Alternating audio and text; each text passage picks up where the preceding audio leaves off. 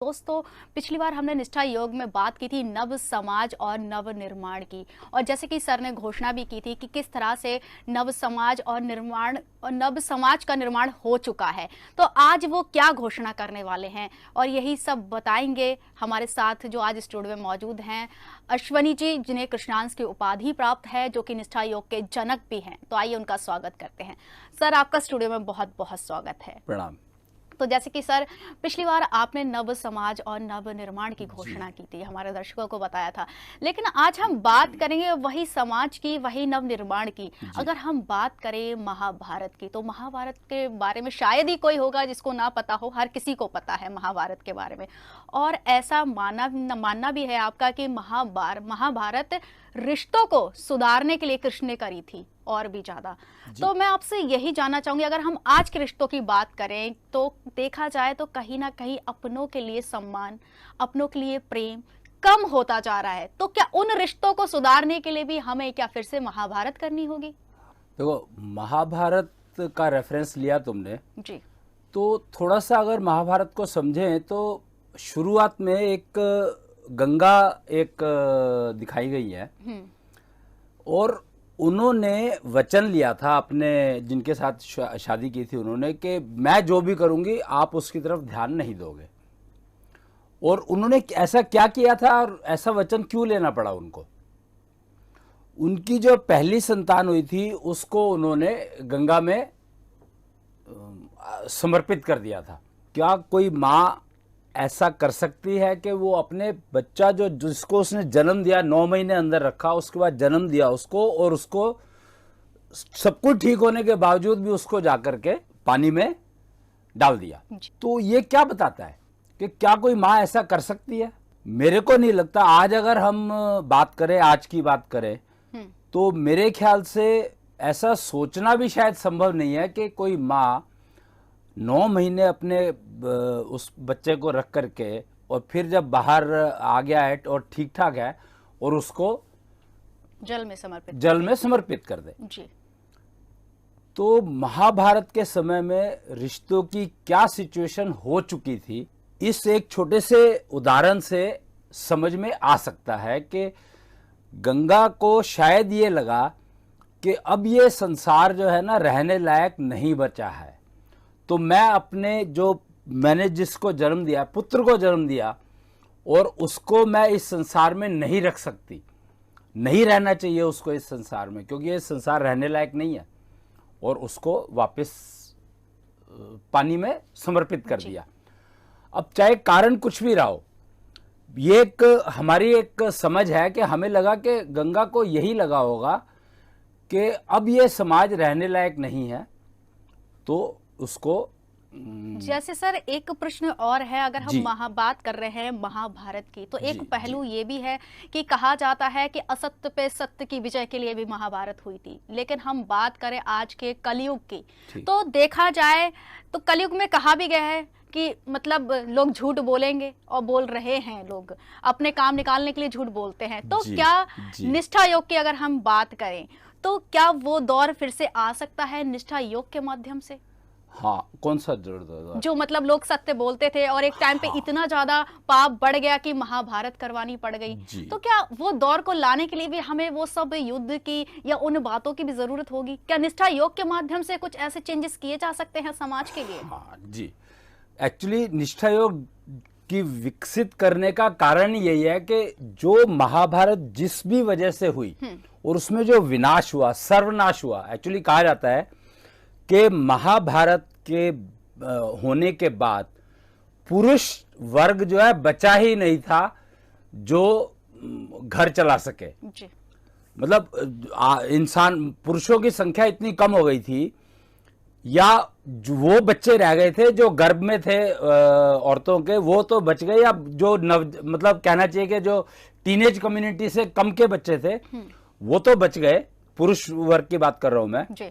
लेकिन सीनियर जो जनरेशन यानी 30 साल से ऊपर के जो लोग हैं तकरीबन सारे खत्म हो गए थे। वो युद्ध इतना महाविनाशकारी था कि उसमें देखो, युद्ध हुआ है तो विनाश किसका हुआ? मानव योनि में देखा जाए तो पुरुष जगत ही लड़ता है ना, लड़ाई हुई और उन्हीं का विनाश हो गया। अब उनके खत्म होने से इफेक्ट क्या आया? कहा जाता है कि कृष्ण की 16,000 रानियां थी। तो क्या कृष्ण की 16,000 रानियां क्यों जरूर, ये स्टेटमेंट क्यों आई? ये एक्चुअली एक एग्जाम्पल दिया गया है कि कृष्ण की 16,000 रानियां थी, पर असल में उस समय में पुरुष वर्ग इतना कम हो गया था और नारियों को तो कुछ हुआ नहीं, क्योंकि वो तो सारी की सारी वैसी की वैसी थी, घर में बैठी थी, अपना तो घर चला रही थी। उनको क्या पता कि युद्ध में जो है कौन कौन काम आ गया। तो अब जो है एक एक पुरुष के साथ बहुत सारी नारियां रहने का कॉन्सेप्ट शुरू हो गया, क्योंकि मजबूरी थी। तो अब हम देखते हैं तो युद्ध एक विकल्प है? युद्ध में तो पुरुष ही मारे जाते हैं, जी बिल्कुल असूल है, क्योंकि हर जगह आप देख रहे हो कि जहां पर भी देखोगे तो अगर क्राइम की बात करते हैं तो अल्टीमेटली नुकसान क्या होता है कि पुरुष वर्ग जो है वो कम हो जाता है। कोई भी लड़ाई हुई, कुछ हुई, तो पुरुष वर्ग के कम ना हो तो लड़ाई करने का कोई फायदा नहीं है। बेसिकली पर्पस क्या है कि युद्ध करने का कोई एडवांटेज नहीं है, क्योंकि उसमें उसका जो रिजल्ट आता है, परिणाम आता है, वो सबसे ज्यादा कन्या जगत को भुगतना पड़ता है। अब वो घर में बैठ के इंतजार कर रही है कि अब वो आएंगे, कुछ खाना खाएंगे, कुछ खाएंगे, और वो कोई आ नहीं रहा है, तो वो उसको पता भी नहीं है कि वो हुआ क्या। ये तो हमें समझ में आ गया महाभारत होने के बाद। और अब जो पीरियड चल रहा है कलयुग की, जैसे तुमने बात की थी अभी जी, तो कलयुग एक्चुअली, कलयुग का मतलब है, कलयुग को ना दो एंगल से देखा जाता है। एक तो ये है कि जिसमें झूठ और सच की बात करते हैं हम, और दूसरा कलयुग का मतलब है कली, पुर्जों का मतलब ऑटोमेटिक सिस्टम का युद्ध। एक्चुअली स्पीकिंग आप देख रहे हो कि रोज कोई ना कोई नई विज्ञान में डेवलपमेंट हो रही है। जी, पहले जो है कार चलती थी, जब कार बनी, टू व्हीलर कार जो इंजन बना, तो उसकी स्पीड कुछ 40-50 से ऊपर जाती नहीं थी, और आज शायद 300-400 की स्पीड भी चलती है। और आज हवाई जहाज एटसेट्रा जो चीजें हैं जो विज्ञान की देन है, और हम लोग चंद्रमा तक पहुंच गए हैं, और ग्रहों पर जाने की रॉकेट वो सब बन चुके हैं। तो प्रकृति आप देख रही हैं कि प्रकृति तो दिखाई दे रही है सामने कि ये हो रही है, पर यह प्रकृतियों में विनाश की तरफ ले जा रही है कि विकास की तरफ ले जा रही है, ये समझने में कुछ इश्यूज तो हैं जी। लेकिन मेरी समझ से ये समझने में इशू है कि अभी हम जो मिसाइल बनाने, जो हमने रॉकेट डेवलप किया, वो मिसाइल बनाने की कोशिश की, वो इसलिए की कि हम इसको यहां बैठ करके और दूसरे दूर जितना डिस्टेंस ज्यादा हो वहां पर इसको पहुंचा करके और नाश कर सकें। बेसिकली तो पर्पस तो यही रहा ना कि हम दूसरी जगह का उसको नुकसान पहुंचा सकें। जी, तो क्या टेक्नोलॉजी हम नुकसान पहुंचाने के लिए डेवलप करते हैं? जी नहीं। तो एक ये एग्जैक्टली तो एक ये बहुत बड़ा सवाल आया। और आज की जो बात मैं कह रहा था कि अभी आपको कि ना एक घोषणा, पिछले हमने घोषणा की थी कि नव समाज का नव निर्माण हो चुका है, और नव निर्मित समाज का जो नाम है वो है निश्चल दुनिया। तो नेचुरल सी बात है कि उसमें वो जो प्रॉब्लम्स थी पहले वाली, अगर उसमें वही कंटिन्यू आगे करते हैं तो उसका फायदा क्या बनाने का? देखो, कल्चर से हम लोग सीखते हैं जी। कल्चर के बिना मानव जन्म का कोई मतलब ही नहीं है।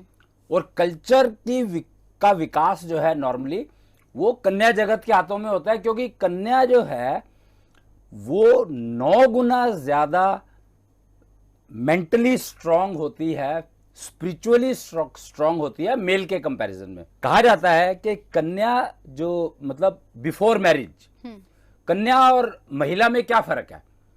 तो एक मैरिज का ही फर्क है ना, कि मैरिज से पहले वो कन्या होती है, मैरिज के बाद वो महिला हो जाती है। कन्या जो है वो सारे कलर्स, मतलब इस पृथ्वी पर या इस ब्रह्मांड में जितने रंग हैं वो सारे रंगों का जो रिप्रेजेंटेशन है वो कन्या करती है। कहा गया है कि कन्या एक कविता है और ब्याहता एक ज्ञानिता है।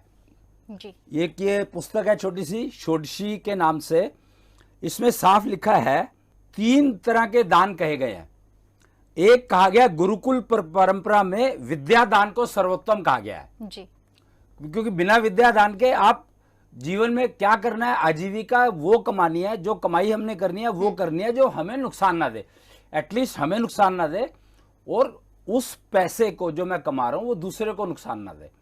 इतना अगर इंश्योर कर लेते तो समझो कि हमने विद्या प्राप्त की। तो सर्वोत्तम ध्यान जो ये महादान माना जाता है वो है विद्यादान। ये गुरुकुल परंपरा से अगर आता है तो वो सबसे ज्यादा लाभकारी रहता है। दूसरा जो दान है पुरुष परंपरा क्या है, वीर्य दान, पत्नी को, इस दान को उत्तम दान कहा गया है। और तीसरा जो स्त्री परंपरा है, मतलब एक गुरुकुल परंपरा हुई, एक पुरुष परंपरा हुई, और तीसरी जो है स्त्री परंपरा कही गई है।